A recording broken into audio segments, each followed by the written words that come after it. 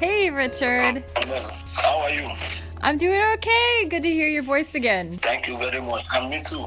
Always good to talk. Now it's been a couple of weeks since lockdown started to lift. How is it feeling? How are things feeling there? How do they feel different? Or do they feel different? There's a big difference because right now there's no more tourists that is coming to Italy anymore because of the lockdown. So you feel that too? You feel the absence of the tourists around there? Yeah. Wow. Because for now, the country is just loaded somehow. Because at least this time is a summer. We're expecting the tourists. Yeah. But now, none of them are evoking because of the lockdown. Right. It's funny that you're seeing like the. Are those your roommates back there? Yeah. Oh, okay. Nice work. So we are all at home because of the rain did not allow anybody to go out. Right. Well, actually, this is kind of what I wanted to hear about because I know you're still at home, not just for the rain today, but because things are still a bit locked down and there's no work yet. What I was curious about for you is now that people are starting to go back to work, how are you thinking? What are your feelings about it? Do you feel hopeful that you'll find some work coming up here? It's a great one. It's a nice one for people to go back to their various work, and it's a very good idea for people to go back to their various work. But for we that does not have work, we always sell one or two our goods in the streets. Right, you're selling your goods in the streets. But for we, it will be very hard for us because nobody will care to even say I want to buy goods from you because everybody is afraid. I see. So just so I can explain for the people listening, you previously, to make money, didn't have a set contracted job. What you did for work was actually take different goods out in the street, like household items, things like that, to sell just outside of the supermarket or to stand somewhere, and people would approach you and buy things directly from you. But obviously now that people are keeping this social distance, it creates an extra problem for you to try to do that work, given that people don't want to approach you. That one is a very big problem to me because there's no one that will come to approach you to even say, what are you selling, or how is market, or how are you doing? Because they forget that we are paying our rent, our house rent. They forget that we are paying our house rent. I see that that was last week. I pay my house rent last week because the landlord is still worrying to collect his rent. So I just managed to find one or two ways to look for money so that I can pay my rent, so that they cannot throw me out. Wow. Because if they throw me out to go back to street, the thing will be very difficult for me again to start. So you're facing this threat right now that you could be taken out of your apartment. Yeah. And like tomorrow now, I have some bills, like water bills and light bills to pay. Yeah. I know that tomorrow we may take care of itself by itself. We just try and come outside tomorrow. Whether if they can help me, assist me in one or two way, because the goods we are carrying out now, nobody even care to buy goods or whatever. Yeah. For me, I'm tired of those. I'm tired because it's too stressful for me. It's stressful, and it's not consistent, right, It's Richard? stressful. When I was at home, I have handwork. I learned my handwork. I'm a welder by profession. Believing that when I get to Europe here, maybe I will get the welding job also. Okay, so you were doing welding in Nigeria, hoped to do it here in Europe, but now it's a different story. And it's a different story. So even for me now, if I even get the job of what is it called, agricultural farm? Yeah, the farming agricultural work.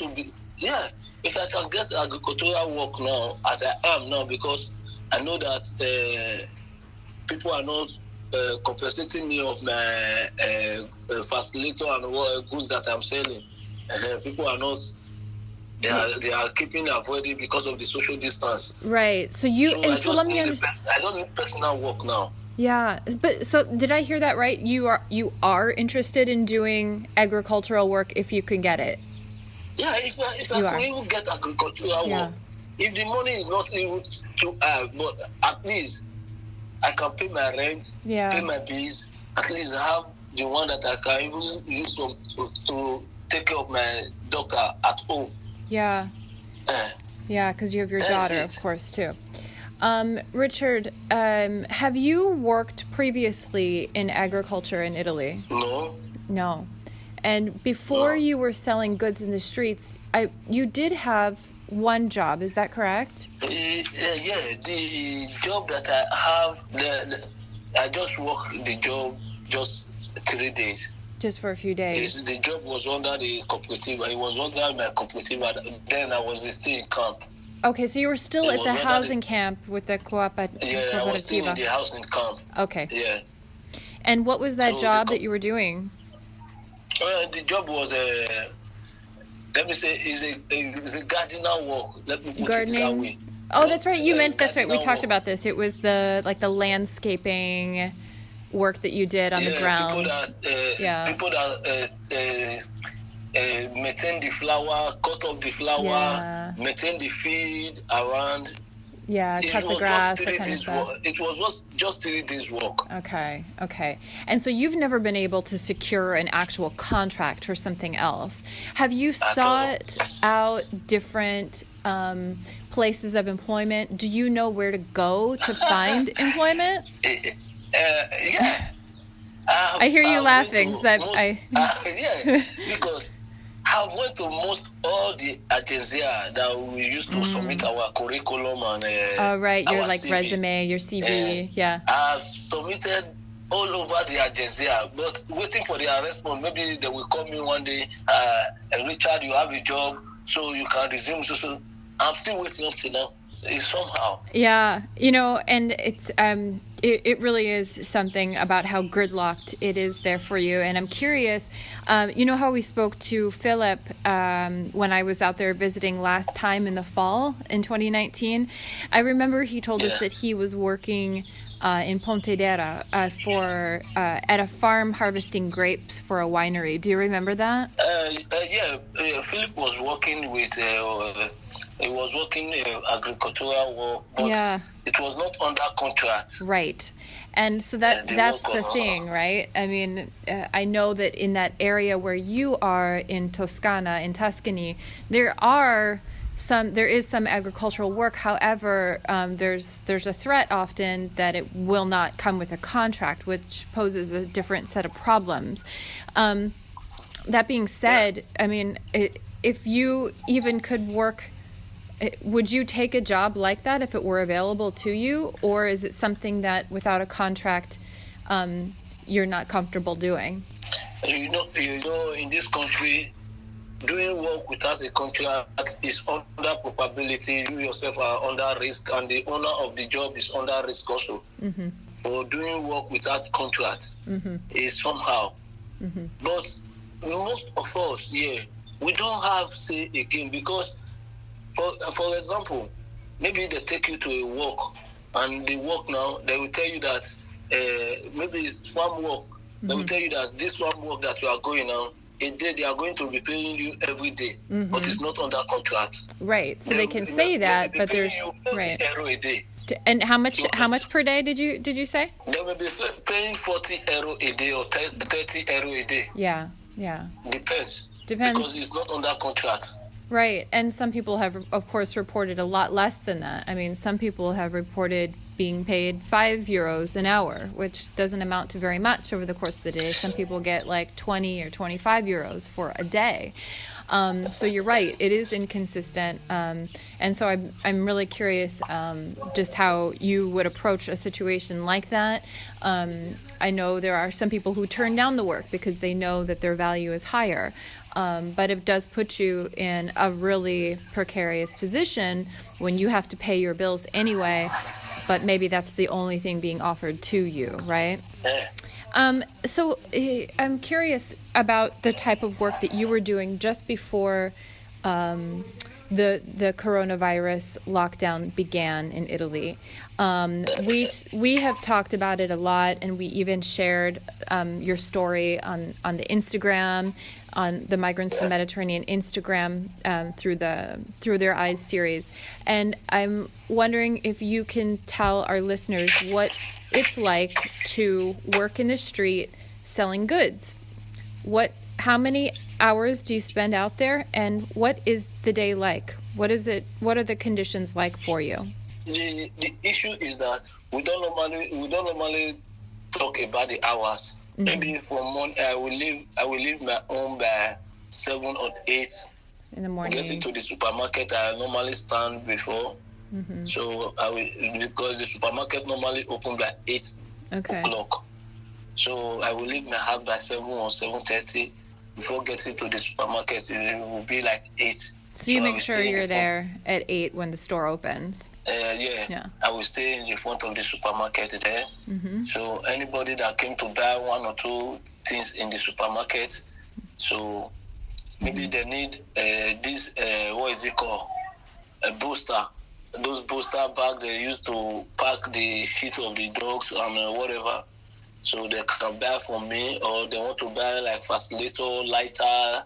Right. Little things like the tissue, the packets of tissues, lighters. Yeah. I saw you were selling kitchen rags. Some people that don't want to afford goods, some people that don't want to afford any goods, maybe some that have godly mind, they will just say, okay, take this €1. Okay. They don't want to follow you to buy anything. They will just use that €1 or €2 to just compensate you. Say, okay, use that one for yourself.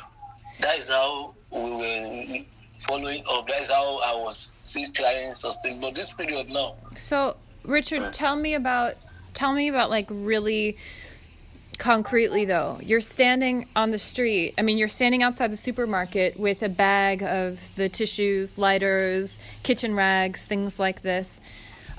I mean, talk to me about how people respond to you. What is it like? What do they say? What do they do? First of all, when any customer came to the supermarket to buy 1 or 2 things, first of all, I will greet them. Buongiorno, signora, non comprare, accendino, facilitator, all those things. Mm-hmm. Maybe the person, the way I talk to the person, the way I approach the person, maybe the person don't want to buy anything from me. We say, okay, dopo. Maybe if he's coming back, we say later. He will give me like €1 or give me 50 cents. Okay, so what happens is you greet them, you say, hey, I'm selling this stuff, and they say no, and you say, okay, maybe later when you come out, and then they'll give you just like a little donation, like 50 cents or €1, just to acknowledge you, but don't always buy something. Yeah, okay. Most of them, but some of them will say, when you just approach them for the first time, they will tell you, say, that is go back to your country. We don't need you here. Those are the racists in the country. With this pandemic issue now. How frequently does that happen to you, Richard? That people tell you things like "go back to your country"? Most every day. Most every day. I don't take it as something again because I know that many of them are racist because they are just showing their racist attitude. And what do you do when you encounter that? When people talk to you like that, what do you say? What do you do? How do you feel?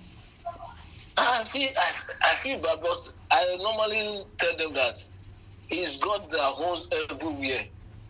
Mm-hmm. In my country, there are still Italian people still living in my country. Yeah. But Right. we don't tell them to go back to their country. Why? Because we are one. We take everybody to be as one.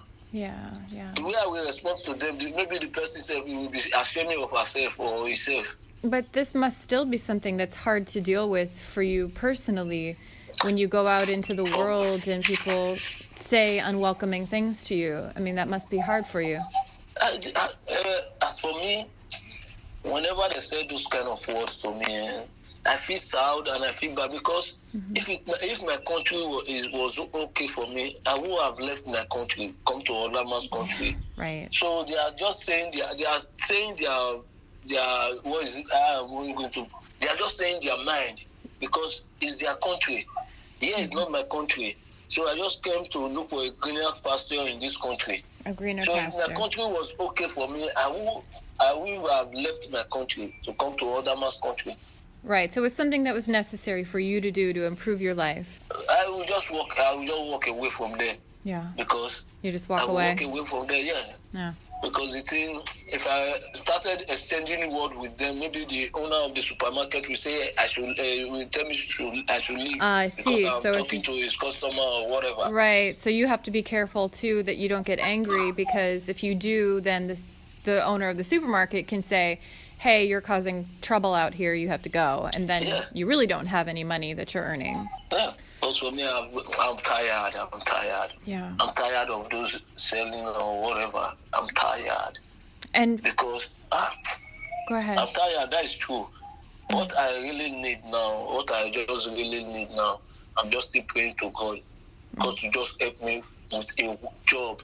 At least if the job you can be giving me like 700 euro per a month, I'm okay with that. At least I can pay my rent, I can pay my bills, I can take care of my kids. Yeah. That is what I just need from now. So you want to pay your bills, pay your rent, send some money home for your little girl, and live your life. Since December, that is when I have sent money back home. The last time was in December that you sent money? That's the last time that I've sent money back home. And the thing is very somehow. But I thank God for the kind of mother that I have, because my mother really understands the kind of person, because he understands me. He knows that if I have money, I can't be stingy to her and my daughter. So I always explain everything to her, the situation I'm passing through over the country. All she's saying to me, I should just be patient, everything will be okay. Yeah. So I believe on what she's saying. Richard, I really want to thank you for talking to us about your experience working in Italy. It's really big in the news right now because a lot of migrants have been granted temporary documents to work in agriculture after this coronavirus lockdown that has caused so many disruptions. And so with that, I wanted to put extra light on realities for people in the migrant community working in Italy. So thank you for sharing your testimony and what it has been like for you to not even have a contracted job or even an uncontracted one, just one where you have to go out in the streets and sell your things. Yeah. Is there anything else that you'd want to share with us about the experience? What I would like to share about the experience of those stuff that I'm selling or whatever. You know, in this country we are. If I take a look at back, let me look back where I'm coming from, and look where I am today. I normally give thanks to God, because if I look where I'm coming from and look where I am today, it's not that easy. No, it's not. It's not that easy. So well, I always thank God for that. Yeah, and I just, I wanted to say a couple other things now that you say that, because I'm thinking immediately of our time together on Lampedusa, which was just, a few weeks after you arrived. And seeing you then,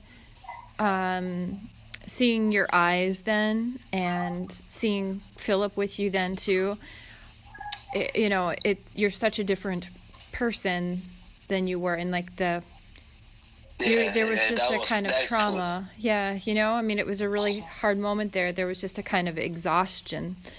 And when I see you now in Livorno there, you look like yourself. You look like yourself. You look healthy and stronger and brighter in your eyes, Thank you very much for your observation. Well, it's true, I say that because it's important to remember again what you did have to go through to get here, and I can testify to not necessarily seeing what you saw when you were in Libya and when you crossed the sea, but I did see you in those first moments after you arrived, and I can testify to what those experiences did to you.